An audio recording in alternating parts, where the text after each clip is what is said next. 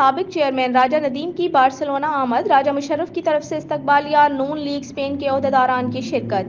پاکستان سے آئے مہمان مسلم لیگ نون کے سابق چیئرمین یونین کونسل دوبیرن کلان تحصیل کلرسیدہ راجہ ندیم احمد کی بارسلونا آمد پر صدر نون لیگ خیرون راجہ مشرف نے استقبالیہ دیا اور معزز مہمان کو بارسلونا میں خوش آمدید کہا۔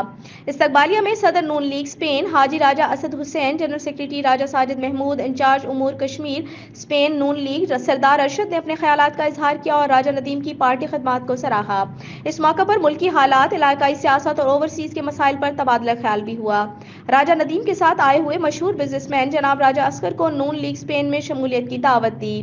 میزبان راجہ مشرف نے معزز مہمانوں اور شرکاء کا شکریہ ادا کیا جنہوں نے قیمتی وقت دیا۔ معزز مہمان نے بارسلونا میں مقیم پاکستانیوں کی محبت کو سراہتے ہوئے ذیشان کبابش ریسٹورنٹ کے لذیذ کھانوں کی تعریف کی۔